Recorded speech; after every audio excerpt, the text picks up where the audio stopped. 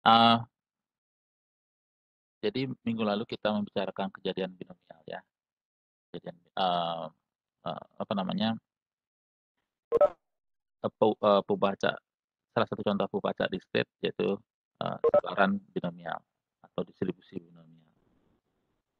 Oke, nah, eee, ini kita mempelajari apa, bagaimana melihat peluang sukses dan gagal kalau kita melakukan percobaan sebanyak N kali ya, dan kita memperoleh, suatu fungsi yang disebutkan fungsi peluang atau fungsi mata peluang secara, ini ya, secara teori dengan, melibatkan 2 parameter yang disebut dengan N dan P. Ya, parameter itu sebenarnya adalah sesuatu yang tidak diketahui ya, yang nantinya harus kita estimasi berapa nilainya ya.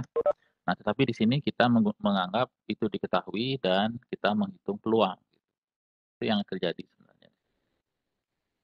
Oke. Nah, yang kita bicarakan lalu adalah apa yang disebut sebagai sebaran atau distribusi diskrit.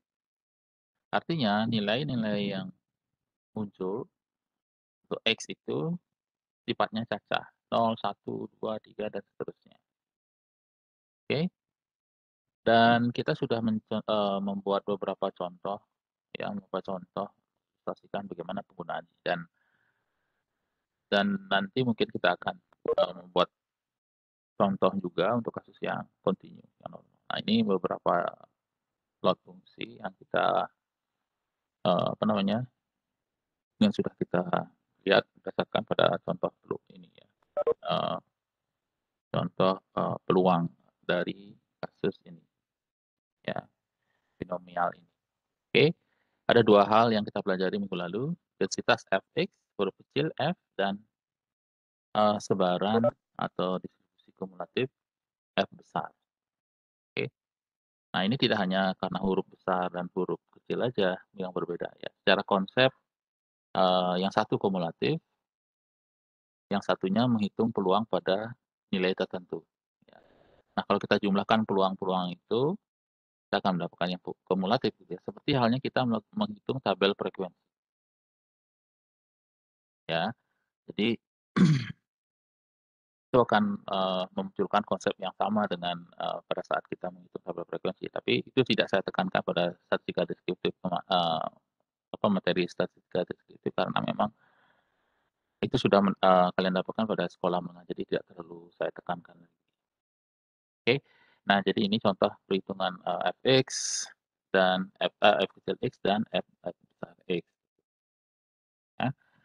Nah, kalau kita plot X versus Fx kecil, ya seperti ini. Jadi, tidak akan ada ini sebenarnya lebih lebih tepatnya sebenarnya berupa titik ya, tapi banyak yang menghubungkan ini agar lebih mudah secara visual aja gitu. Jadi yang, sebenarnya terjadi itu adalah ini ada hanya titik aja seperti ini ya, ini. Jadi, sebenarnya garis ini mungkin tidak tidak tidak perlu sebenarnya gitu. Tapi ini biasanya dibuat untuk membantu mempermudah saja. Jadi intinya sebenarnya gini, eee, jadi kalau kita hubungkan hanya seperti ini ya, ya seperti ini saja semuanya. Oke, untuk yang satu lagi ini distribusi kumulatif sebenarnya lazimnya ditulis begini, ya secara mungkin saya tidak terlalu tekankan tapi ya jadi begini sebenarnya. Jadi istilahnya yang benar itu begini. Jadi, tapi kita tidak mempelajari ini lebih dalam ya, karena ini lebih banyak matematisnya. Jadi seperti namanya fungsi tangga atau step function ya, apa namanya, secara visual seperti tangga begini. Jadi di sini ada titik di mana, nilainya ada dan di sini ada garis dan sini ada yang terbuka, apa namanya, titiknya terbuka. Jadi seperti kalau kita menggambar interval begini. Nah, seperti ini pasti satu, ini tertutup, ini terbuka, ini tertutup. itu yang benar. Mmm, ini sebenarnya tidak perlu ada ya, hanya, ini mungkin saya perbaiki ke depannya nggak perlu ada ini. Tapi secara teori sebenarnya begini, jadi kalau saya rangkum,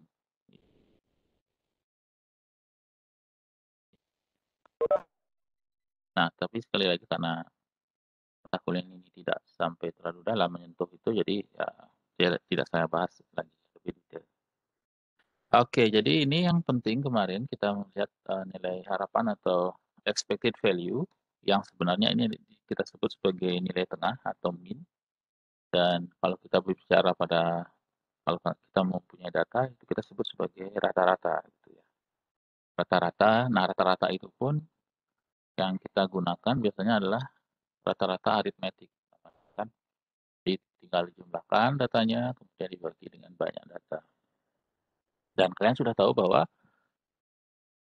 rata-rata itu termasuk ukuran yang tidak tangguh atau tidak robust kalau dalam bahasa tidak robust ya, artinya, robust dalam bahasa Inggris itu artinya rentan dipengaruhi oleh nilai ekstrim, ya baik yang maksimum maupun minimum. Sudah melihat contoh itu pada materi pada pertemuan-pertemuan sebelumnya gitu ya. Jadi, nah itu yang bisa jadi kalau salah salah digunakan akan memberikan, kesimpulan yang keliru. Oke, varians dari X, jadi kalau X menyebar binomial dinotasikan begini, jadi kalau tanda ini artinya memiliki sebaran, tanda seperti tanda di keyboard ya, kalau kalian menggunakan laptop itu ada di sebelah kiri angka 1 gitu ya, ada tombol, pojok kiri ya, bagian atas ya, tidak paling atas tapi bagian atas biasanya di bawah tombol escape itu ada tanda ini. Ya, kalau kita baca dalam matematika ini menyebar atau berdistribusi binomial. Oke, ini tidak akan banyak saya ini karena sekali lagi tidak terlalu fokus ke sana. Oke, jadi min dan variansnya ini. Bagaimana dapat ini juga tidak saya jelaskan. Jadi kita gunakan saja N kali P dan variansnya adalah N kali P kali 1 SP. Oke, artinya di sini apa, N itu banyak percobaan dilakukan dan P adalah peluang sukses atau, peluang berhasil atau apapun yang kita katakan sukses tadi, ya. Dan kita definisikan untuk setiap kejadian itu bisa berbeda. Jadi misalnya, eee, kalau, contoh keluarga yang punya anak perempuan dikatakan sukses, yang laki-laki dikatakan gagal gitu ya. Kemudian, misalnya menemukan suatu logam gitu ya, logam ya emas di suatu lahan tertentu itu dikatakan sukses, yang tidak menemukan dikatakan gagal dan seterusnya ya. Apapun kejadian yang bisa kita kategorikan sukses dan gagal, ada 2 kategori ya, binom ya. Oke, jadi ini, varian dan kita sudah melihat contoh. Nah, sekarang kita membahas pembaca yang disebut dengan kontinu.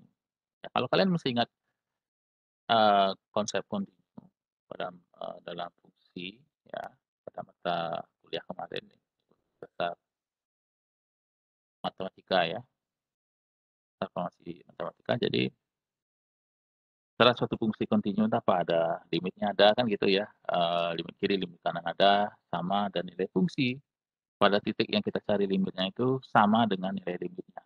Itu disebut dengan kontinu. Nah, di sini, kata kontinu mirip dengan itu, tapi tidak seketat itu penggunaannya sebenarnya ya. Saya juga tidak akan bahas, lebih detail kenapa, eee, kontinunya tidak seketat itu atau apa sih yang kontinu di sini gitu.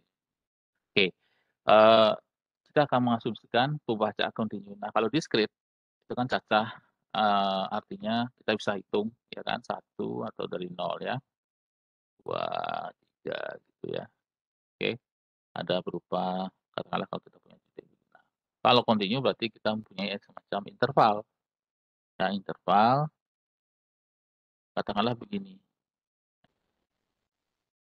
jadi tidak hanya, kalau kita petakan lagi ke sini, 1, 2, 3, tapi ada bilangan lagi di dalamnya ya, 2, 1. 0 kan gitu ya. Jadi ya bisa setengah, kemudian, eee, ini bisa jadi ada akar 2 barangkali ya, kemudian ada bilangan Euler kalau kalian pernah tahu bilangan E gitu dan ada, kalau di sebelah kanan ini kalau kalian bisa lihat ada contoh, apa namanya, menampilkan bilangan pada materi di ilmu dasar farmasi nomor 3.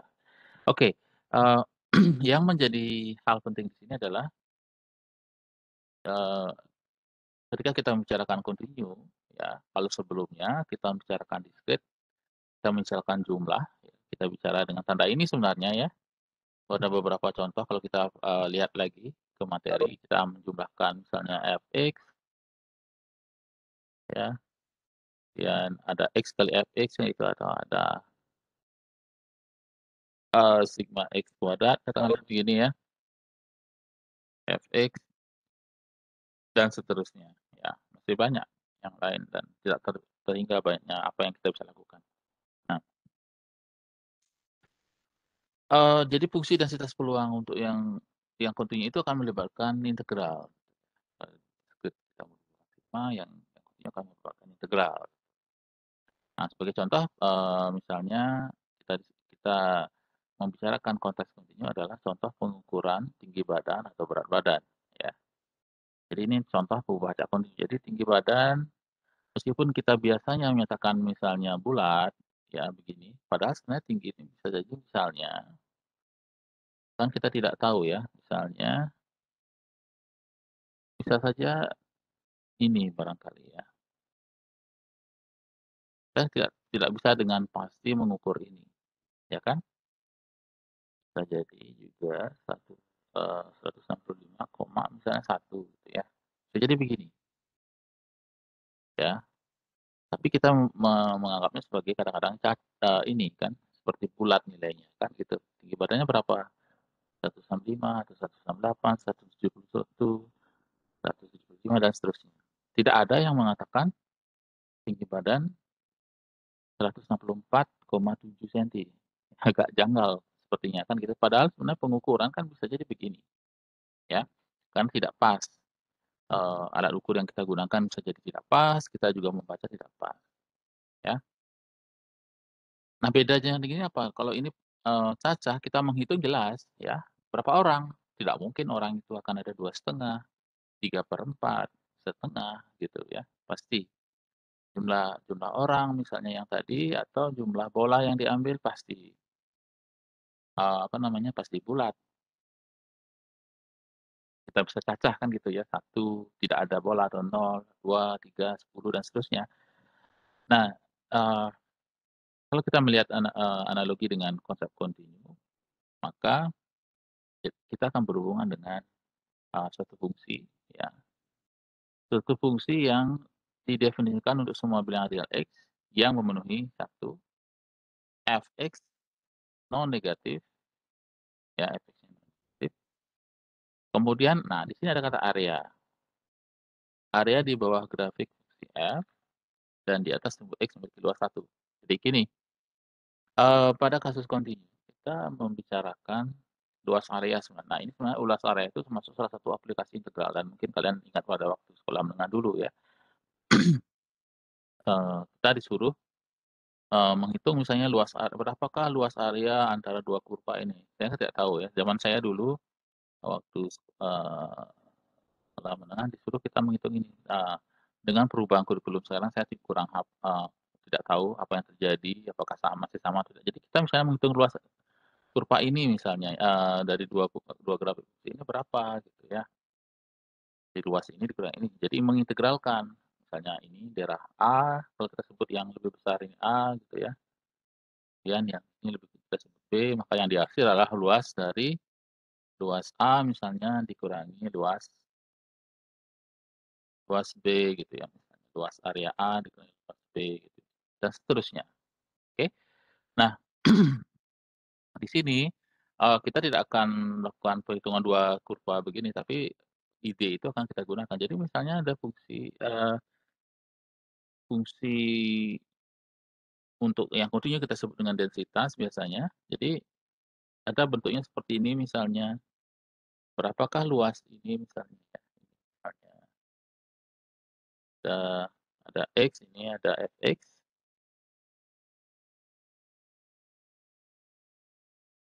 Oke, jadi ini berapakah luas area ini gitu ya, luasnya berapa gitu. Jadi, area di bawah grafik, jadi ini grafik, grafik fx-nya tadi ya, dan di atas sumbu X memiliki luas area satu. Nah, kalau luasnya satu, luas total area satu ya, dengan batas terkecil dari minus tak berhingga, ya, minus tak berhingga sampai dengan terbesar tak berhingga, ya kalau ini ada batasnya, dan kebetulan untuk kasus kita ini memang batasnya dari minus tak berhingga sampai tak berhingga, luas areanya adalah satu, ya, luas areanya satu. Jadi ini luasnya satu. Nah, kalau ini dipenuhi, maka akan termasuk dalam, salah satu dari Pembaca kontinu. Salah satu contoh Pembaca kontinu gitu ya. Jadi ini ada syaratnya kan. Kemudian untuk sembarang bilangan real A dan B, peluang A lebih kecil X lebih kecil B diberikan oleh luas yang dibatasi garis, Fx F dengan garis X sama dengan A dan X, sama dengan B. Oke. Jadi kalau saya gambar sekarang, saya gambar ulang di sebelah kanannya ya. Jadi misalnya begini, katakanlah bentuknya seperti ini ya. Oke, saya hilangkan aja sumbu ininya ya, saya gambar grafiknya aja, jadi biar lebih mudah. Jadi seperti inilah katakanlah ya gambar densitasnya, atau tidak mesti begini, biar biar tidak tidak sengaja jadi, biasanya begini mungkin ya. Nah, ini katakanlah begini bentuknya, ini sumbu, jadi untuk sembarang ini, daerah A, ini ada B, ya, maka dalam kontinu peluang A lebih kecil X lebih kecil sama dengan B adalah daerah yang di sini, dibatasi oleh X ruangan. Oke. Nah, pada kasus kontinu ada perbedaan dengan kasus diskrit. Nah, kebetulan kasus diskrit yang kita bicarakan pada Pembaca ini adalah binomial dan yang kontinu itu, distribusi atau densitas, normal. Jadi di sini, pada kasus kontinu secara umum ya, akan berlaku peluang X pada suatu titik ya, ini misalnya, ini akan sama dengan nol.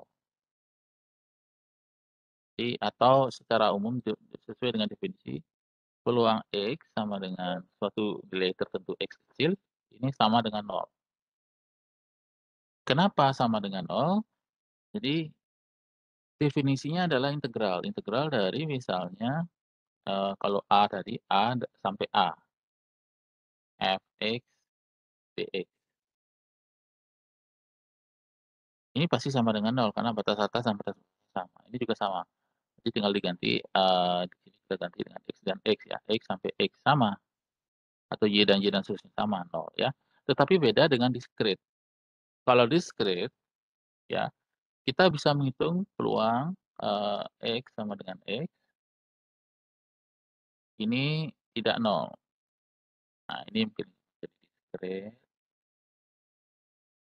ya mungkin nanti kita coba lihat contohnya ya. Konti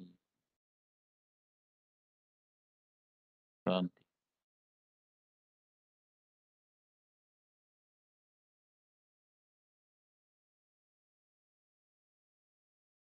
sama dengan nol. Oke, ini bedanya. Nol, ini tidak sama dengan nol. Sehingga pada kasus kontinu, kita bisa menuliskan X lebih kecil A, itu sama saja dengan mengatakan X lebih kecil sama dengan A. Nah, peluangnya ya, peluangnya. Peluang X lebih kecil sama dengan A, sama dengan peluang X lebih kecil A. Kenapa? Karena pada saat A nilainya 0, jadi tidak masalah tidak masalah. Jadi, A atau B, yang jelas salah satu sudah benar kan, dua-duanya akan benar gitu ya. Jadi di sini, untuk kontinu ya, untuk kontinu tidak masalah. Untuk discrete ini hal yang berbeda ya, oke. Untuk discrete yang berbeda. Jadi kalau discrete misalnya nilainya 0, 1, 2, katakanlah hanya ini aja. X lebih kecil dari 2 adalah ini kan, ini dan ini. X lebih kecil atau sama dengan 2 ini, kan gitu ya, duanya ikut. Nah pada kontinu tidak masalah, X lebih kecil 2 dan X sama dengan 2 itu tidak masalah sama sekali. Karena pada X sama dengan 2 itu nilainya 0. Jadi sama saja dengan X lebih kecil 2. Sehingga, ini kita bisa tuliskan juga sebagai peluang A lebih kecil X lebih kecil B gitu, tidak masalah. Kan? Oke, ini saya tidak mau lebih dalam lagi, sudah cukup segini. Nanti kita lihat contoh yang ini, misalkan, ini tadi sudah saya jelaskan, eee, jadi X lebih kecil C sama dengan ini, tapi continue ini. Nah, ini tidak ada di kuliah ini sekarang karena saya kurangi pangkas materinya, jadi binomial, X lebih kecil dengan C tidak sama dengan ini tadi ya. Oke, jadi, di sini pada kasus binomial, peluang X sama dengan C salah satu contoh dan bukan hanya binomial, pada discrete ya, peluang lebih besar daripada 0 ya. Kalau pada kontinu ini sama dengan 0 peluangnya, gitu. Jadi karena integral B sama dengan C, integral C sampai C pasti 0, oke. Nah, distribusi normal ini sebenarnya distribusi yang sangat penting untuk dipelajari kalau bagi orang yang mendalami statistika, tetapi dalam terapannya ini juga yang paling banyak digunakan. Ya, hampir semua prosedur statistika nanti yang kalian pelajari akan menggunakan ini, distribusi normal dan turunan-turunannya ya secara matematis gitu. Turunan-turunan dari distribusi normal ini akan digunakan. Baik, jadi sebaran normal adalah sebaran, penting yang digunakan seperti yang saya katakan tadi dan memiliki 2 parameter yang disebut dengan, rata-rata atau mungkin lebih tepatnya nilai tengah, karena salah satu contoh nilai tengah itu rata-rata aritmetik ya. Masih ada rata-rata jenis lain, rata-rata geometrik, rata-rata, apa namanya, apa namanya, rata-rata, eee, ya masih ada jenis yang lain rata-rata ya kalian sudah mempelajari rata-rata pangkas tapi ya ada jenis yang lain lagi ya. Nilai tengah atau min ya, min dan varians sigma kuadrat ya, atau bisa dikatakan rata-rata mu dan varians. Jadi ini adalah rata-ratanya gitu, rata-rata nilai tengah. Jadi akar 2pi kali sigma per sigma ya, dari akar 2pi kali sigma E pangkat X minus mu kuadrat per 2 sigma. Nah oke, jadi kalian karena dalam ini tidak dapat E, jadi mungkin ada yang tahu, jadi E itu namanya bilangan Hilbert, bilangan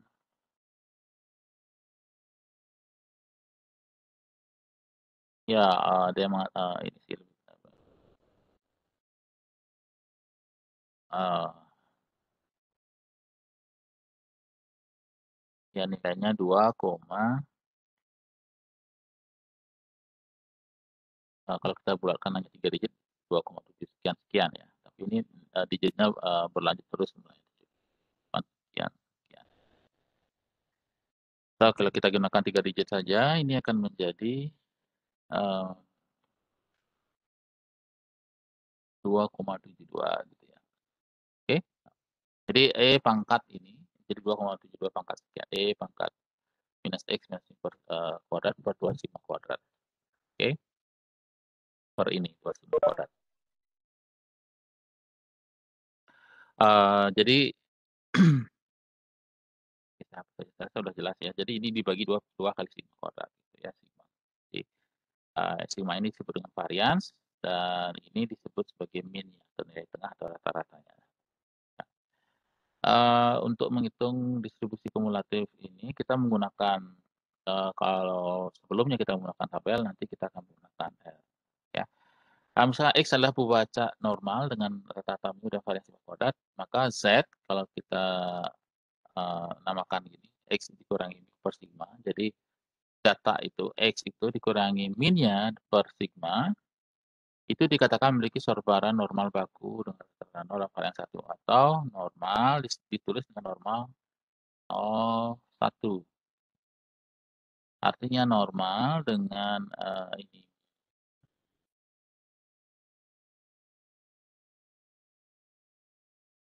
mu-nya sama dengan 0, kuadrat sama dengan 1. Oke? Nah, FZ ini diubah atau ditransformasi menjadi FZ ya. Z sama X mu per, eee, sigma, mu per sigma. Oke. Nah, di sini tinggal mengganti tadi X kuadrat tadi, mu-nya diganti dengan 0, kemudian sigma-nya kita ganti dengan 1 sehingga menjadi ini. Oke.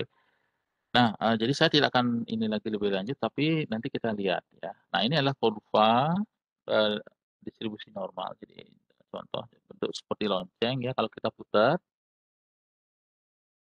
ini, simetris kiri kanan ya, simetris kiri kanan, kemudian ciri khasnya adalah, min atau, min, kemudian median,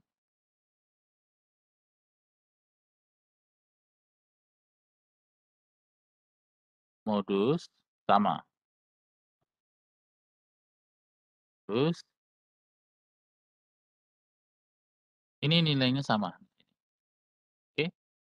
Min-nya di sini, median di sini, dan, ya modus juga di sini. Simetris kiri kanan, berbentuk seperti lonceng ya, lonceng, bell shape istilahnya.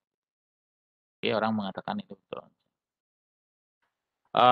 Kemudian saya akan memberikan contoh langsung ya. Di sini apa yang kita lakukan di sini. Jadi pada, distribusi normal atau pada distribusi kontinu kita sekali lagi tidak akan mendapatkan apa-apa kalau kita menyatakan X suatu nilai tertentu, ya, karena ini pasti nol, oke? Sehingga pernyataan dan pertanyaan akan berhubungan dengan lebih kecil dari, kurang dari, atau di antara itu, gitu. Nah, sekarang, saya berikan contoh, misalkan tekanan darah diastol atau diastolic blood pressure X pada wanita bertekanan darah tinggi adalah 100 mmHg dan memiliki simpangan baku 16 mmHg. Oke, jadi di sini, memiliki, tekanan darah ini dan berapakah, jadi X itu adalah tekanan darah ya, tekanan darah atau diastolic blood pressure, ya. Nah, di sini secara implisit mengatakan apa, jadi, mu-nya rata-ratanya itu 100 atau sebenarnya lebih tepat nilai tengah ya, saya menggunakan nggak apa-apa di sini, mmHg.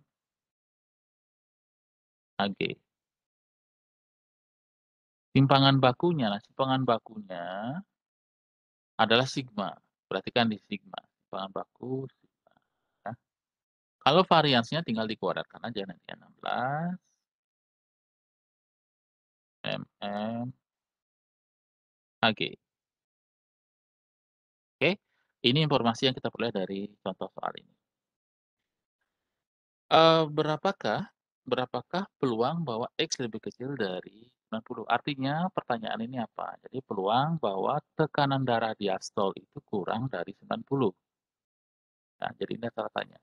Kemudian berapakah jadi pada suatu wanita ya, jadi kita mengambil sampel, berapakah nanti peluang bahwa X di tekanan darah diastol itu pada wanita bertekanan darah tinggi itu lebih dari 124.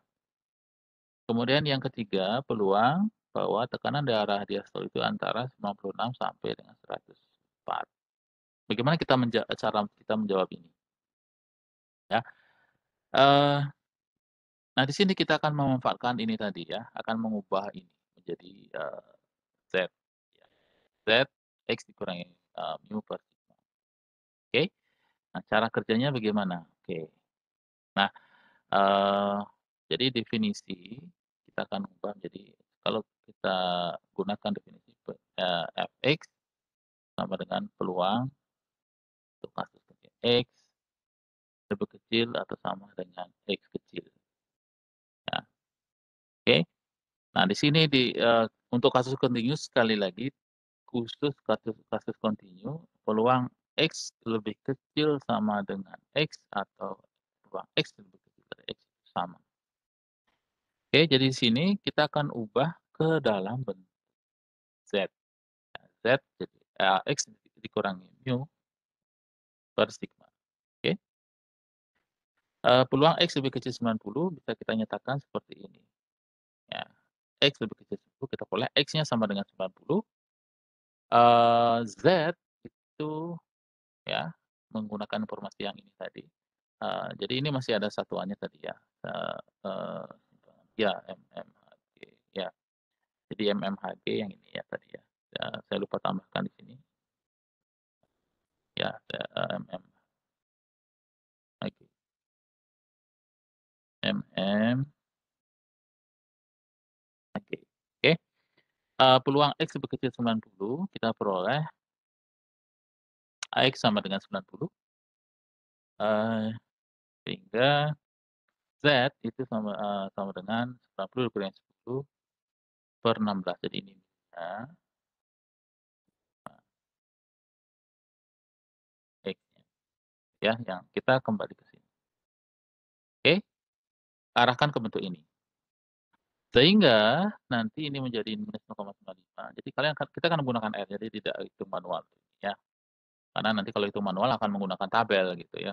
Saya tidak akan menggunakan tabel untuk semester ini. Jadi kita gunakan full menggunakan R. Jadi peluang X lebih kecil 90 sama dengan peluang jadi ini bisa kita nyatakan sebagai Z-nya kurang dari berapa. Jadi kita sudah ubah menjadi Z. Jadi nilai Z-nya Z lebih kecil dari nilai ini, -0,625 ya. Eee kemudian ini sama dengan iya, minus, F dari minus 0,625 ya, sama dengan 0,2260 ya. Oke, jadi peluang X lebih kecil 90 itu 0,2660 atau kalau kita nyatakan dalam persen 26, 6% ya, kalikan 100% ya. Kadang ada yang, tertarik dengan dalam berapa persen gitu ya, itu sama saja ya, kita tinggal ubah nilai ini. Berapakah peluang X lebih besar dari 124? Oke, pertanyaannya itu ya. Kita dengan cara yang sama kita ubah X-nya 124, kemudian Z-nya berapa? Z 124 dikurangi 100/16 ya, 100/16 sama dengan 1,5, sehingga peluang X lebih besar dari 124 sama dengan peluang Z lebih besar dari 1,5 ya, sama dengan oke. Satu lagi yang mungkin, tidak secara eksplisit saya sebutkan dalam kuliah, jadi ini peluang, katakanlah suatu nilai X, A tambah peluang X, lebih besar A pada kasus kontinu kan sama dengan 1. Diskrit juga sama ya. Jadi logikanya bagaimana? Jadi kalau ada A, ini titik A, ya, yang lebih kecil dari A kan ke kiri ya. Kemudian yang lebih besar dari A, ya, yang, sedang terbukanya yang satunya lagi ini besar dari A, ya, kemudian ini X lebih kecil sama dengan A. Nah, syaratnya adalah karena luas area, katakanlah satu kurva begini aja ya, eee, harus satu, berarti peluang X lebih kecil A dan X besar sama dengan kecil besar A itu harus sama dengan 1. Ya kita bisa hitung salah satu ya. Jadi itu saja. Nah di sini peluang X lebih besar dari 124 sama dengan peluang Z lebih besar dari 1,5 dinyatakan dalam ini. Sama dengan satu dikurangi peluang, Z lebih kecil dari 1,5. Nah ini kita notasikan sebagai F 1,5. Jadi, ingat ya sekalian tulis lagi F, FZ ini kita atau Fx atau Fy, FU terserah ya. peluang dari, Z lebih kecil dari Z kecil. Nah, Z besar, Z kecil, sama dengan ya kalau kontinu tidak masalah sekali lagi, untuk kasus kontinu. Jadi Z besar perubahan acaknya yang kontinu, kemudian Z kecil itu nilai dari perubahan acak itu. Jadi 1 minus F, Z atau kalian boleh tulis di sini aja tidak masalah maksudnya ya, asalkan konteksnya normal tidak masalah untuk distribusi ini, jadi sama dengan 0,0668. Oke. Nah, kita akan menggunakan R nanti untuk menghitung ini. Nah, saya selesaikan dulu yang ini. Berapa peluang, tekanan darah diastol itu antara 96 sampai dengan 104 ya. Jadi kita bisa lakukan transformasi ini, peluang jadikan Z ya. Jadi ini ubah menjadi, Z. 96 dikurangi 100 per 16. Jadi ini tidak diganti ininya tetap min 100 dan simpangan bakunya 16. Ingat simpangan baku, kalau yang diketahui varian kalian harus akarkan ya. P sat 96 kurangi 100 per 16, kecil dari 104 dikurangi ini, jadi ini, ya.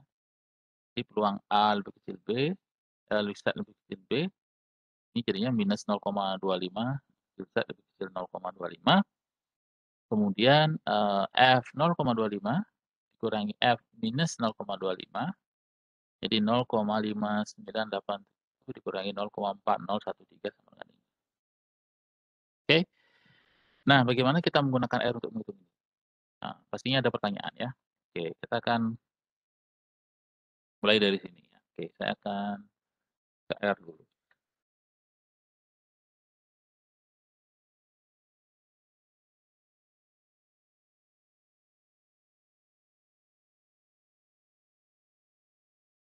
Oke, saya share.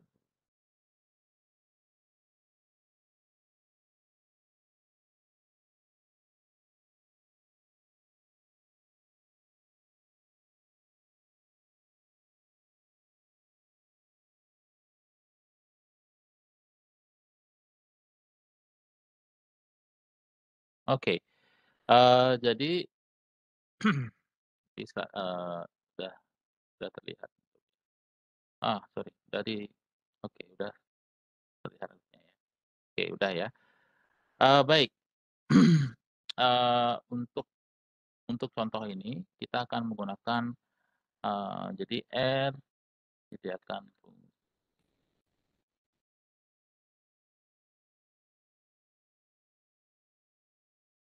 yang, binom ya, untuk menghitung F, X atau FZ atau Fx saja ya, Fx untuk X yang berdistribusi normal. Normal dengan, eee, min mu dan sigma. Sigma kuadrat gitu. Kita lihat, kita cari help-nya dulu. Help, eee, P0 P0 ya, oke.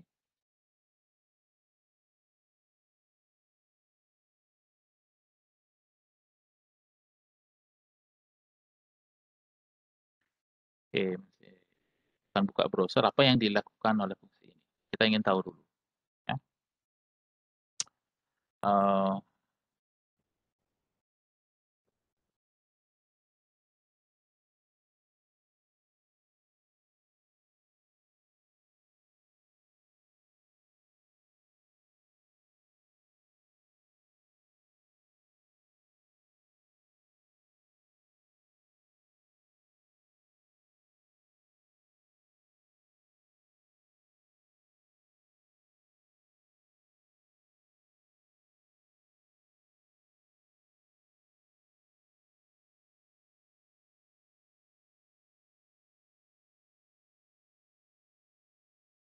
oke, ini help-nya.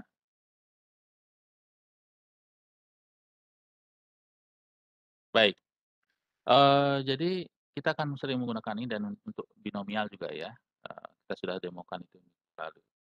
Oke, jadi, yang kita perlu perhatikan adalah nilai ini, P0. Nah, di sini default Default-nya adalah, binom itu menghitung, distribusi. Jadi peluang X lebih kecil dari sesuatu tadi ya, yang kita ingin cari tadi, ya. Di sini default-nya min-nya 0, simpangan bakunya 1, oke. Jadi kalau kalian hanya menuliskan nilai tertentu nanti, nilainya akan hanya 0 dan 1. Diasumsikan ya, min-nya 0, 1, oke. Jadi, harus diubah menjadi 01 atau min-nya kita tentukan dan ininya kita tentukan, SD-nya kita tentukan. Apa yang saya maksud? Jadi saya akan lihat sekarang, saya kembali lagi ke contoh ini. Jadi di sini kita mencari, peluang X lebih kecil dari 90 ya. Mu-nya 100 sama dengan 16 ya. Untuk contoh tadi mu-nya sama dengan 100 mmHg, kemudian sigma ini sama dengan 16. Oke, saya akan menggunakan cara yang, paling mudah dipahami, mudah-mudahan, bisa ya. Oke, bagaimana kita tadi menghitung? Jadi pertanyaannya adalah oke ini saya ambil, ini dulu, tidak harus nanti jangan, apa namanya, tidak usah ngetik, sudah cukup ya help tadi sudah. Saya rasa cukup untuk ini, kalian boleh. Oke, jadi pertanyaan pertama adalah peluang X lebih kecil dari 90 ya tadi. Ya, eee, uh, ini bagaimana cara menghitungnya? Oke, jadi kita bisa menghitung menggunakan binom. Nah, karena ini kita hitung, jadi ini semi manual, hitung tadi berapa setnya hitung dulu, ini ya, minus 0,625 tadi ya kita peroleh ya. Ini minus, tinggal masukkan ini, karena ini sudah menjadi bentuk 01, karena kita ubah tadi ya, X, 90, 90 dan ininya 100, kemudian ininya 16 sigma, ya. Jadi B, jadi ini nanti ya, minus 0,625. Kita lihat sekarang. Oke, 0,65985 atau 0,66 sekian. Ya, ini pembulatan karena ini hitung menggunakan tabel ya. Jadi nilainya itu. Nah, kalau tidak mau repot-repot, kita bisa menggunakan ini. Oke, ini cara pertama, cara cara, sebenarnya tidak masalah namanya cara pertama atau kedua ya, yang jelas ini cara pertama eee, dengan menstandarkan ya, eee, jadi, ke bentuk Z sama dengan X dikurangi mu per sigma ya. Cara yang lebih mudah adalah ini, binom ya, X-nya berapa? X-nya 90. Min sama dengan, 100, sigma sama dengan 16. Ya, hasilnya akan sama. Oke, taruh, eee, ya, oh sorry, SD harusnya bukan sigma, iya, sorry, D, ya, tuh, bukan sigma, oke. Ya, jadi min-nya 100, simpangan bakunya atau SD, 16. Jadi kalau kita lihat, argumen dari, ini tadi fungsinya adalah SD ya, bukan sigma, sorry. Ya saya salah ini tadi. Jadi min, dan simpangan baku SD, harus dalam bentuk SD gini. Atau kalau tidak mau repot-repot, bisa juga begini, asalkan kita tidak tertukar nilainya ya. Binom, bisa begini saja, boleh, tetapi nanti harus hati-hati ya, jangan tertukar antara 16 dan 100 ya, bisa jadi nanti berbeda. Oke ini. Nah, sama. Tetapi, saya sarankan ikut yang ini, lebih lengkap, jadi kita juga tidak akan keliru. Jadi kalau kita tukar, kalau ini rentan dengan menukar ini barangkali.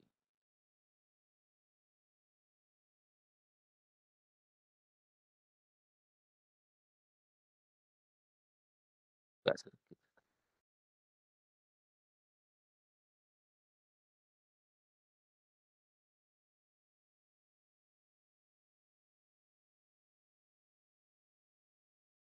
Oke.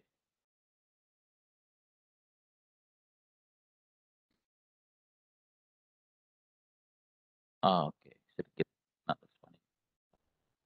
Oke, kalau kita tukar begini, artinya akan beda, oke? Akan pola ini. Jadi hati-hati, apalagi ini,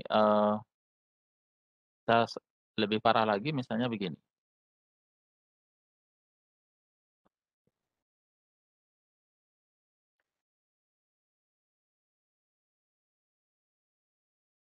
apalagi kita tidak tahu apa yang kita lakukan gitu ya. Jadi ini 100, ini 90 begini,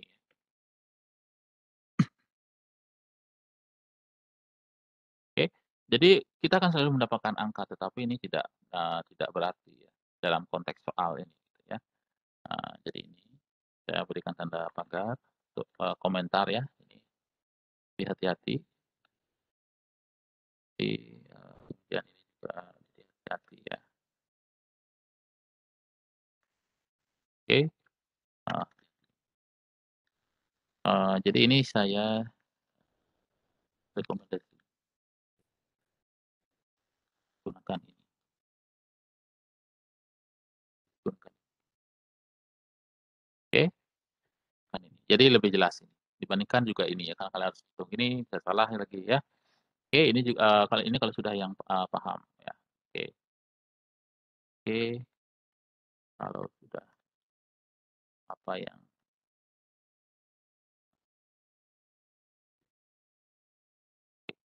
baik itu untuk nomor satu. Sekarang kita menghitung soal nomor 2 ya, menggunakan apa, nomor 2 seperti apa Soal. Jadi peluang, X lebih besar dari 124. Oke, di sini R tidak akan otomatis bisa menghitung itu, karena R menyediakan fungsi untuk menghitung ini saja, X lebih kecil dari R. Jadi, di sini saya berikan keterangan R tidak menghitung, katakanlah T, X lebih besar sama dengan X ya, atau dalam hal ini peluang dari X lebih besar X ya, gitu. Jadi jadi kita tetap harus menghitung, P, X lebih besar X ya, sama dengan 1 dikurangi peluang X lebih kecil X, oke, X lebih kecil X,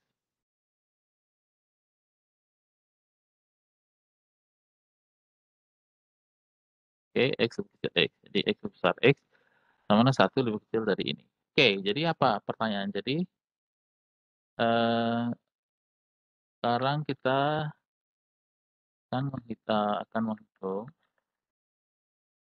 untuk apa tadi? Peluang X lebih besar dari 124, oke? Jadi sekali lagi, ini tidak masalah untuk di-skip maupun kontinu, oke, kecil dari 124 ya. Tetapi tidak dengan di-skip ya, nanti hati-hati ya, nanti kita mungkin perlu latihan tadi. Ada contoh latihan mungkin ya, ini hanya contoh ini, kemudian oke, apa yang kita lakukan sekarang untuk bisa menghitung ini? Jadi hitung, apa, jadi tinggal hitung, 1 dikurangi P0 ya, 124, oke, masih sama nih, sama itu, oke, dan nah ini dia 0,066807. Oke, ini dia. Kalau kita, bulatkan, kalau ini menggunakan tabel. Baik, yang ketiga, bagaimana kita hitung peluang, X antara 96 sampai dengan 104. Ini ya, ketiga ketiga, peluang 96 X dari 104 ya. seperti ini. Sorry 104 bukan 124, oke, 104. Jadi, di sini kita menggunakan apa, peluang X lebih kecil 104 dikurangi peluang X lebih kecil 96, ya kan, gitu ya. Jadi dari sifat peluang A lebih kecil X, Oke, pada kasus kontinu ya, saya menekankan kasus kontinu, jadi ini tidak akan, masalah X lebih kecil B, sorry, B dikurangi peluang X dari A, oke. Jadi sekarang tinggal kita hitung apa tadi, 104 jadi P0 104 min sama dengan 100, SD sama dengan 16 kurangi P0, 96, sorry 96 min sama dengan 100, SD sama dengan 16. Oke, tinggal dikurangi saja. 0,1974127. Oke, ini 17412. Oke, ya. Baik, ya mungkin kita lebih baik dengan latihan soal dulu ya, kita lihat, saya akan lihat di materi ada. Sebelum kita lanjutkan nanti mungkin, biar clear dulu ini ya dengan contoh.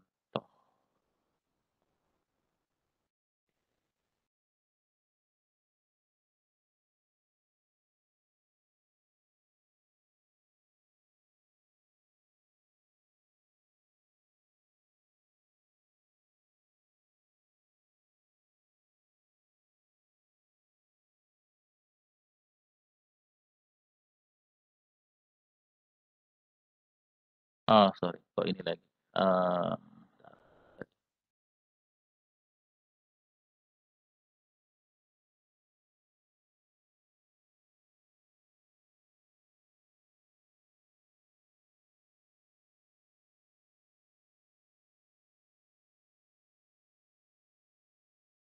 iya ini ada di latihan soal, oke.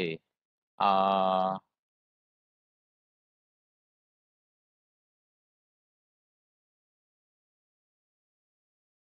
ini sudah saya jawab, oke. Baik, mmm, mungkin sudah saya upload kali ini ya, saya nggak tahu. Jadi bisa kita hitung, oke. Saya gunakan contoh soal ini aja barangkali ya, ujian barangkali, biar ada gambaran seperti apa.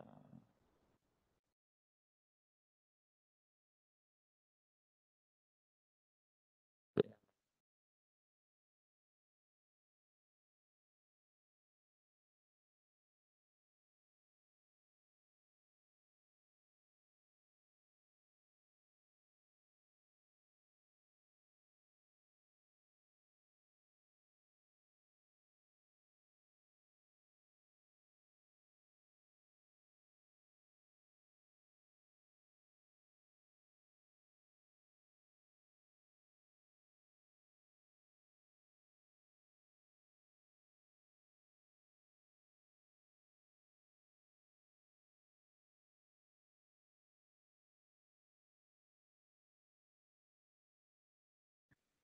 Oke, jadi ini ada soal UAS kayaknya dulu ini ya, agak sedikit berbeda, tapi masih ada yang sama. Oke, saya akan gunakan yang normal. Ya oke, jadi ini ya, eee, iya, jadi yang ini ya, nomor 3. Lama kehamilan dari konsepsi sampai lahir beragam dan dianggap berdistribusi normal atau menyebar normal. Ini kuntinya di sini. Dengan nilai tengah 266 hari dan simpangan baku 16 hari. Berapa persenkah lama kehamilan yang kurang dari 250 hari? Kemudian, berapa persen ya, persenkah lama kehamilan antara 240 dan 270 hari? Oke, jadi ini soalnya tentang apa? Jadi salah satu aplikasi dari, sebaran atau distribusi normal. Jadi lama kehamilan, saya ulangi, lama kehamilan dari konsepsi sampai lahir itu beragam dan dianggap menyebar normal. Nah, itu ada kata menyebar normal. Dengan nilai tengah, 266. Jadi di sini kita tahu nilai apa saja. Jadi ini adalah mu, ya mu, mu, kemudian ini adalah simpangan baku atau sigma, oke. Berapa persenkah lama kehamilan yang kurang dari 250 hari? Jadi standar, apa namanya, dianggap rata-ratanya 226, kalau peluang dari kelahiran lama kehamilan kurang dari 250 hari itu berapa? Gitu pertanyaannya. Jadi kalau X menyatakan, eee, lama kehamilan dari, apa namanya, atau singkatnya lama X menyatakan lama lama kehamilan, gitu ya, dalam hari, satuannya hari. Maka yang A ini pertanyaan apa? Jadi peluang dari kurang dari. Kurang dari itu artinya peluang X kurang dari 250 hari. Kurang dari 250 hari. Yang B, berapakah, peluang, jadi abaikan dulu persennya ya, nanti tinggal hasil akhirnya dikalikan persen. Berapakah peluang lama kehamilan antara 240 sampai dengan 270. Jadi kita bisa terjemahkan menjadi ini, 240 ya, 240 X kecil X itu dari 270 ya. Jadi mirip dengan apa yang sudah kita lakukan tadi, hanya, beda kasus dan angkanya, kan gitu. Oke. Apakah kita bisa melakukan ini? Pasti bisa ya, menggunakan R. Tidak akan ada yang, sulit di sini karena kita, sudah menggunakan, software. Kalau menggunakan tabel ada masalah karena, ada nilai yang tidak ada di tabel dan seterusnya ya, jadi banyak keterbatasan sebenarnya, ya. Oke, nah, saya akan terjemahkan ini, jadi mungkin saya akan copy ini biar tidak, X selama kehamilan, jadi X, eee, jadi berubah X menyatakan lama kehamilan dalam dalam hari ya, dalam dalam satuan hari. Oke, eee, dan dianggap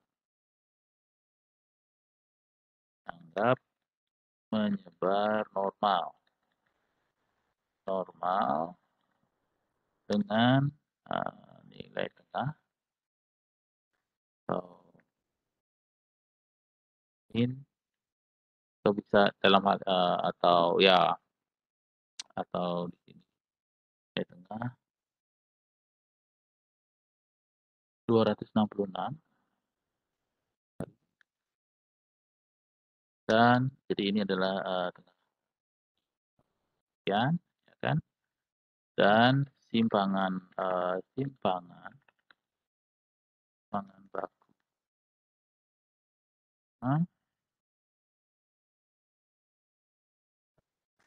sama dengan, 16 16 hari. Oke. Pertanyaan yang pertama adalah, eee, ya,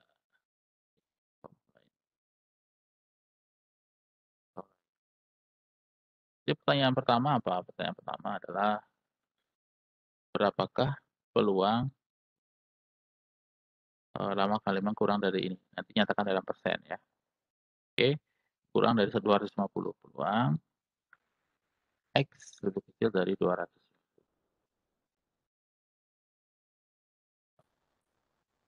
Oke, katakan nanti nyatakan dalam persen, kan gitu ya. Jadi di sini kita tinggal untuk binom X-nya 250 min sama dengan 266, kemudian SD sama dengan 16.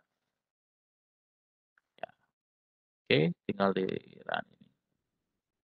Ini dia, oke. Kalau dinyatakan dalam persen tinggal dikalikan, ini dikalikan, 100 ya. Jadi 15,8653, 6553%. Oke, ini dalam persen. Dalam kemudian yang kedua, berapakah berapakah peluang, lama-kelamin antara 240 sampai dengan 270? Peluang 240 ya, sampai dengan 200, jadi kembali nyatakan dalam persen. Jadi P0, 270 dengan cara seperti sebelumnya ya, karena mirip kasusnya ya, D sama dengan 16 dikurangi, P0 266, sorry, 250 min sama dengan 200 D sama dengan 16 ya. Kalau kita hitung berapa persen, berarti 44,0051% atau 44% ya kalau kita bulatkan. Nah, kalau kita mau mengalihkan ini, ya ini dikurung lagi, dua-duanya dikurung, dikalikan 100, jangan salah satu saja ya, sorry. Ini dia 44, ini ya. Hati-hati untuk tidak melakukan ini. Nah, karena kita lupa hanya di bagian terakhir yang kita karena melihat ini tadi ya kalikan aja, jadi ini akan berbeda, nanti bisa negatif hasilnya. Nah, kalau sampai negatif itu pasti ada yang salah ya, salah pasti ya, karena masih peluang, berarti antara 0 sampai 1. Kalau dalam persen sampai 100, kalau lebih dari 100% atau minus persennya, itu berarti ada yang salah juga, gitu ya. Jadi ini minus 15%, salah berarti, ya. Oke? Jadi hati-hati, di sini tinggal dikalikan, dikurung. Oke, ini kurangi dulu, atau kalau kalian tidak yakin misalnya, ya seperti ini, hitung saja dulu ini, ya ini mungkin lebih aman kalau kalian tidak buru-buru gitu ya ini, sedikit manual, copy, kalikan dengan 100, gitu ya. Nah ini dia. Sebenarnya kan kita bisa hitung, tapi kan kalau ini, semi manual jadinya. Satu manual Kopas ini ya kita hitung secara ini, ya. Oke, manapun boleh saja, tapi saya sarankan, hati-hati kalau yang tadi, pastikan kurungnya ada di 2. Jadi, caranya bagaimana? Jadi kurung aja dulu, buat aja tanda kurung, kalikan gini dulu ya, 100, nanti copy ini, biar tidak salah, bawa di dalam. Oke, aman dah, beres, tidak ada masalah harusnya. Oke, itu untuk ini, normal. Apakah ada pertanyaan sebelum saya lanjutkan ke materi? Apakah ada pertanyaan, ada yang kurang jelas barangkali?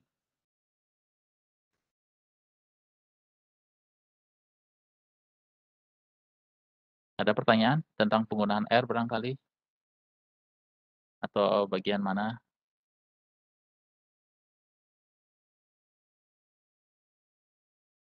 Tidak ada ya? Oke, baik, kalau tidak ada, saya akan lanjutkan.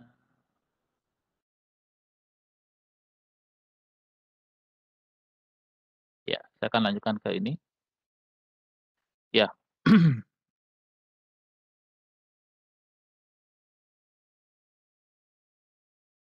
Ya. Baik, sebaran, pengambilan sampel ini masih berhubungan juga dengan materi yang ini, yang tadi ya. Jadi mungkin juga tidak akan habis hari ini.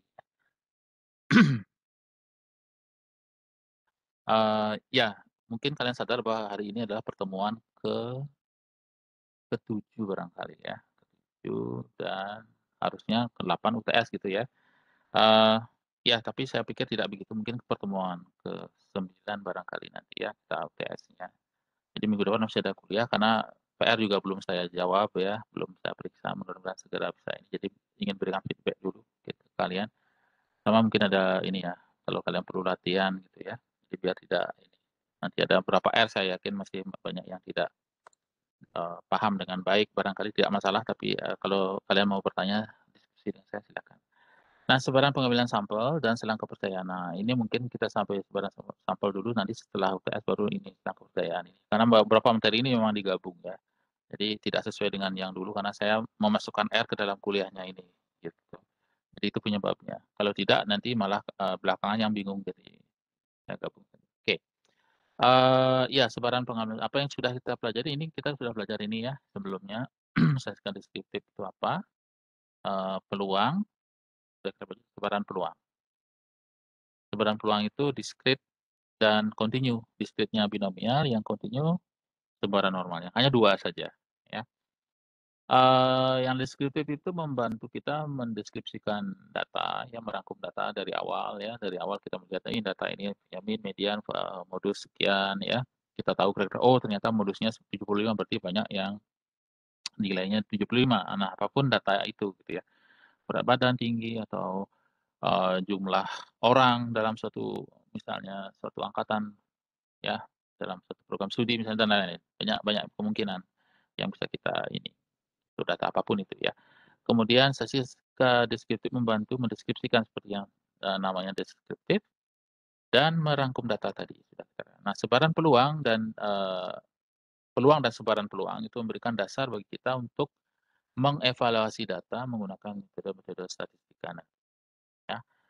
Nah, tanpa teori peluang ini tidak mungkin bagi kita untuk membuat suatu pernyataan tentang populasi, ya, tanpa mempelajari setiap anggota di dalam populasi itu, gitu. Nah, dengan inilah kita bisa menggunakan, apa yang sudah kita pelajari tentu dengan tambahan konsep baru nanti, ya. Oke, kita mempelajari sekarang mulai ya, sedikit demi sedikit membahas bagian dari statistika inferensial ya, karena kita mengambil sampel. Nah, awalnya kita pelajari apa yang disebut dengan statistika deskriptif. Datanya ada, kita berusaha rangkum, "Oh ini loh data ini tentang ini," gitu. Dan kita berusaha membuat visualisasi, menghitung, nilai-nilai, apa namanya, statistik deskriptif, ya berupa mean, variance, modus, yang seperti itu, yang sudah kalian lakukan pada tugas ya. Dan, eee, kita sekarang beralih ke bagaimana kalau kita punya sampel dan kita ingin melakukan inferensi, mengambil kesimpulan berdasarkan apa yang, kita peroleh dari sampel itu. Kita sudah mulai mengarah ke sana. Dan ini juga sudah kita pelajari sebaran binomial dan normal ya, dan mengaplikasikan pada contoh tadi kita melihat contoh, eee, tekanan darah tadi ya, aplikasi pada, menghitung peluang tekanan darah berapa persen kira-kira kalau orang ini diketahui bahwa rata-rata secara populasi gitu ya, tekanan darah wanita yang berdarah tinggi tadi sekian gitu ya, berapa peluangnya kalau lebih kecil dari sekian, antara sekian, atau lebih besar dari sekian. Nah itu kita bisa hitung, oke. Nah, konsep yang kita pelajari sekarang berhubungan dengan apa yang disebut sebagai sebaran pengambilan sampel atau sampling distribution. Nah, salah satu cara mengambil sampel adalah sampel acak sederhana, ya, simple random sampling, yaitu satu sampel berukuran N kita ambil dari populasi yang berukuran N besar. Ya, andai kata, populasinya N besar, kita ambil sebanyak N kecil gitu ya. Jadi ada N besar, jadi ini ukuran populasinya kita tidak tahu, jadi kita ambil sebanyak N. N kecil gitu ya. N kecil itu ya ini ya mungkin ya, ini barangkali ya berapa gitu ya. Jadi jadi kita jumlahkan semua N ini pasti menjadi N besar. Kalau semua kita ambil kan gitu. Jadi kita ambil beberapa, bagian yang representatif ya.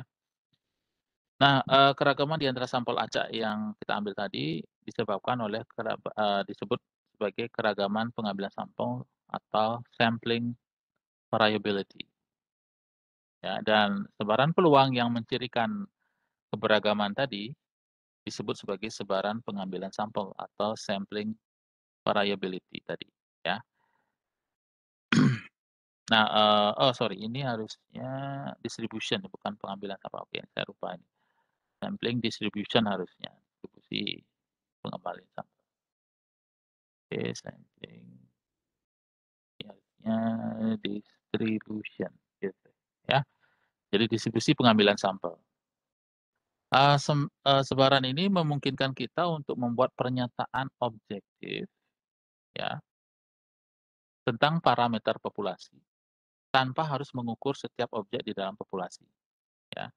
Tidak mungkin juga kita mengukur setiap objek, tetapi kita bisa mengambil, dengan melihat sebaran atau distribusinya pengambilan sampel ini.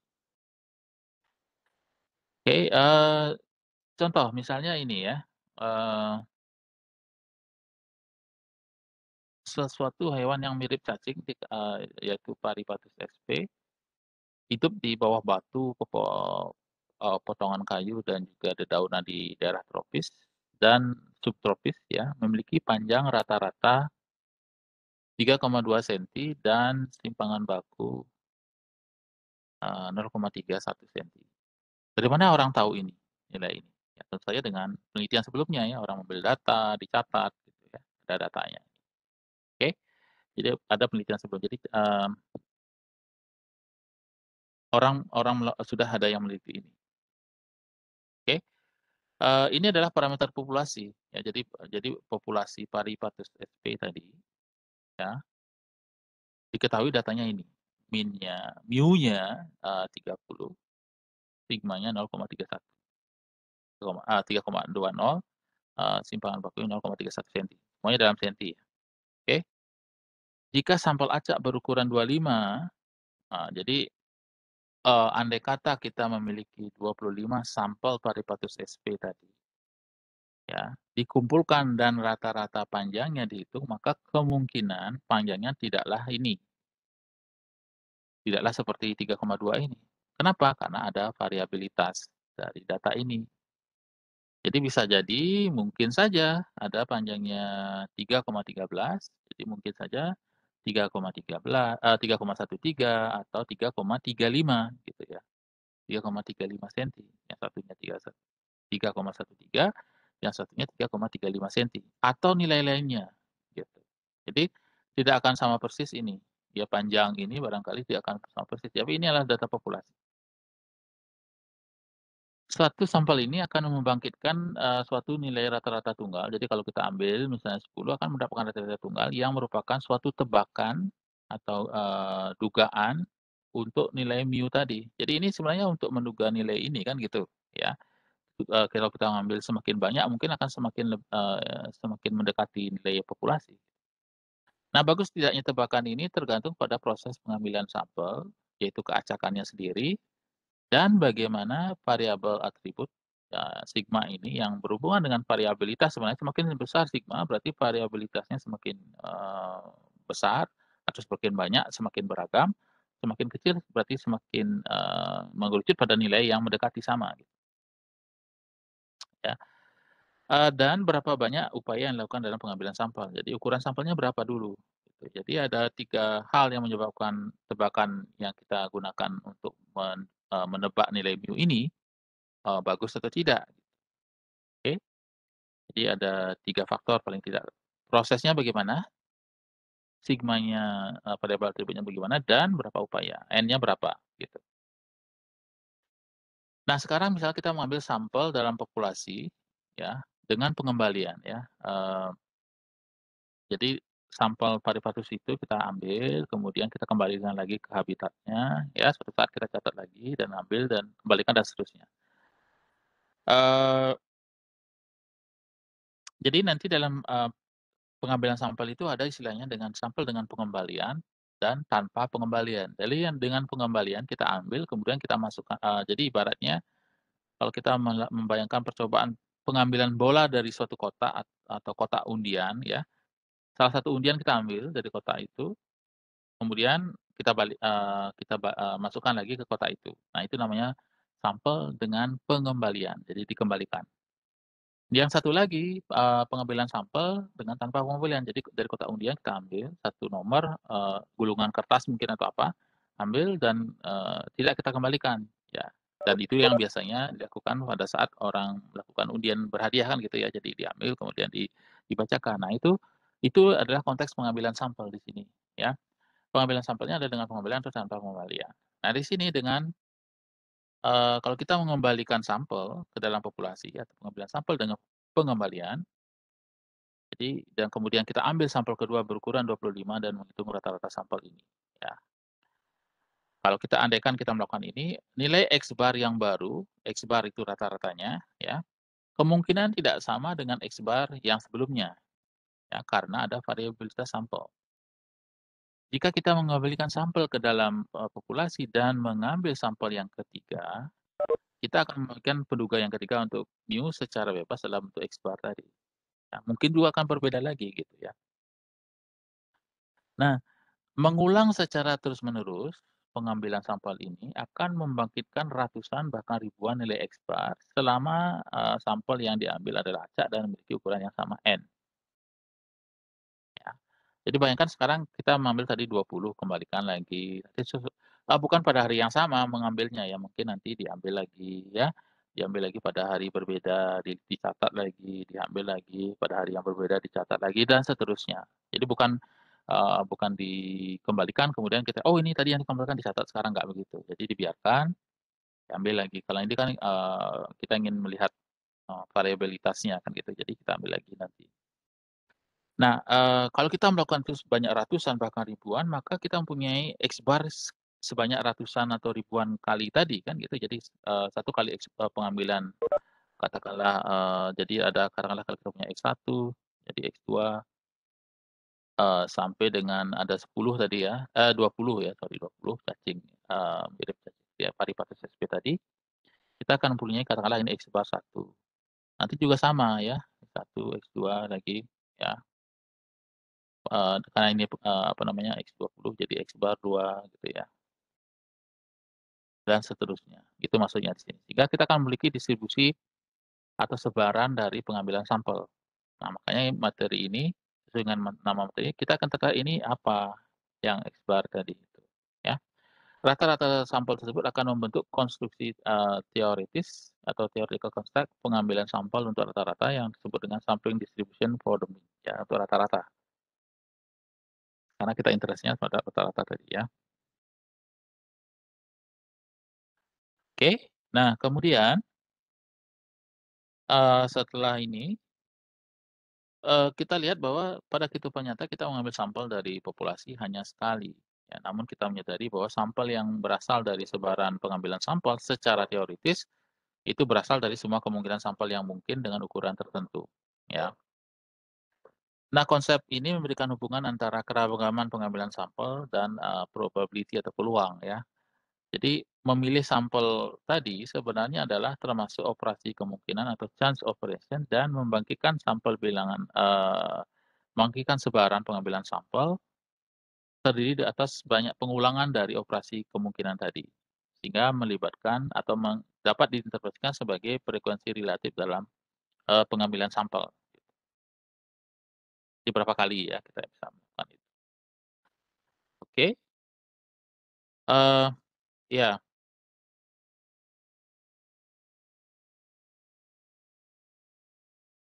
Salah satu sebaran pengalihan sampel yang penting adalah rata-rata sampel tadi. Nah, tadi kita sudah menunjukkan itu, salah satu sebaran penting tadi, kenapa itu menjadi penting. Langkah-langkah untuk membentuk sebaran, pengambilan sampel adalah sebagai berikut. Jadi dari populasi berukuran N, ambil secara acak semua sampel berukuran N, oke.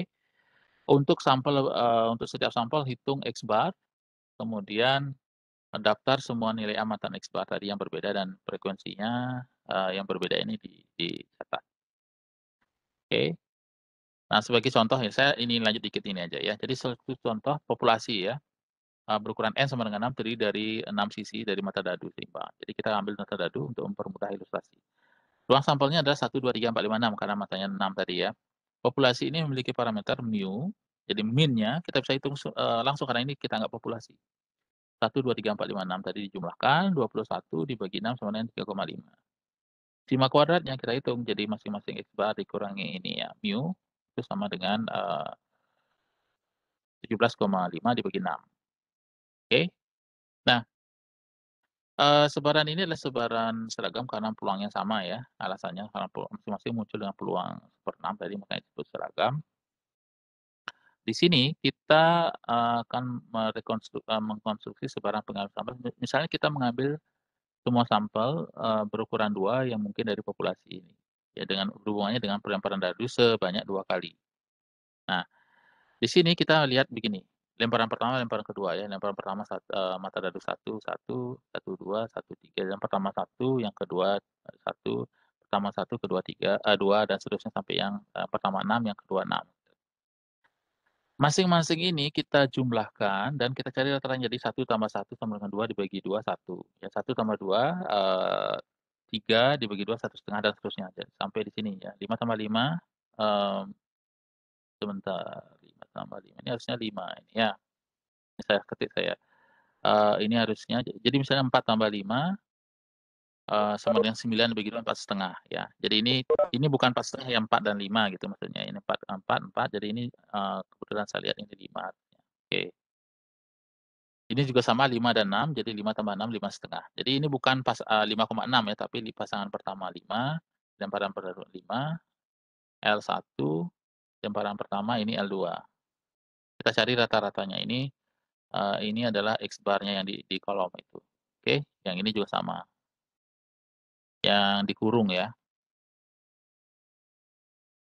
oke, gitu. Jadi, rata-rata dari ini, 5, 5,5 ya, ini.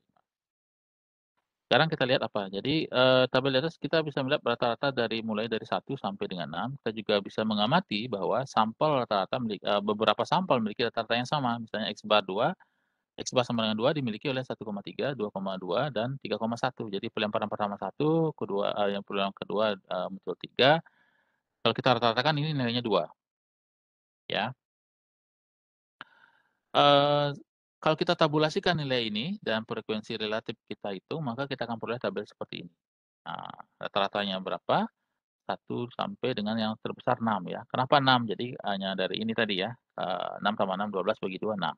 Bukan karena matanya jumlahnya 6, enggak, tapi, rata-ratanya ya, gitu. Ini juga sama 6, 3, jadi 6 tambah 3, 9 dibagi 2, 4,5. Sehingga kita bisa lihat ini ya, yang, rata-ratanya 4,5 misalnya, seperti ini, tuh ya, yang sepanjang ini, oke. Mmm, yang 5 sepanjang ini ya, kalau kita membayangkan semacam diagonal dari matriks, ini dia, oke. Kalau kita lakukan itu, kita akan peroleh frekuensi 1, 1,5, 2, banyaknya 2, rata-rata 2, banyaknya 3, dan seterusnya. Yang paling banyak adalah rata-rata 3,5 ya frekuensi. Jadi, frekuensi relatif juga yang akan paling tinggi ini. Jadi ini dibagi 1 dibagi 36 ini, 2 dibagi 36, 3 dibagi 36, 4 dibagi 36, seterusnya. Ini 6 dibagi 36, dan terakhir 1 dibagi 1 dibagi 36 ya, oke. Frekuensi sehingga kita peroleh kalau kita hitung, nah ini rata-rata yang berfrekuensi ya, jadi sigma ini dikalikan ini dibagi jumlah frekuensi ya, 1 kali 1, 1,5 kali 2, 2 kali 3, sampai dengan 6 kali 1 dibagi jumlah frekuensinya 36. Jadi ini sama dengan 36, jadi ini sigma F-nya ya sesuai dengan yang sudah dijelaskan sigma F, ini ya. Jadi 126 per 36 sama dengan 3,5. Oke, min-nya sama, oke.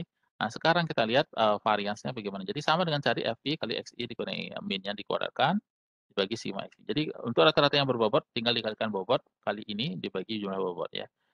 1 kali 1 dikurangi 3,5 dikuadratkan dan seterusnya sampai dengan 1 kali 6,0 kali, 3,5. Ingat frekuensinya ini ya, kalikan ini. Bukan karena semua berlaku 1 nanti. Jadi untuk yang ini berarti 6 kali 6 kali, XI dikurangi 3,5 dikuadratkan dibagi itu ya, total 36, sorry ini dia, sama dengan 52,2 dibagi 36 sama dengan ini.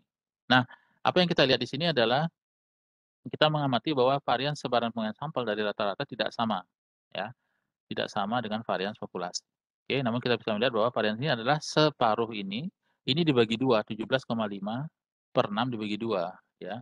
Dan secara umum nanti berlaku seperti ini. Sigma kuadrat X bar itu akan sama dengan sigma X dikuadratkan dibagi N. Jadi varians dari X dibagi dengan N. Nah, akar dari ini disebut sebagai, galat baku rata-rata atau standard error of the mean, atau galat baku atau standar error. Jadi, akar dari ini, sigma per akar n disebut dengan standar error. Baik, saya rasa saya cukupkan karena sudah, waktu juga ya. Baik, saya stop dulu. Oke, jadi saya rasa itu saja dulu untuk hari ini. Terima kasih, untuk, partisipasi kalian ini dan sampai bertemu lagi. Saya akan close. Oke, sampai bertemu lagi ya, selamat siang.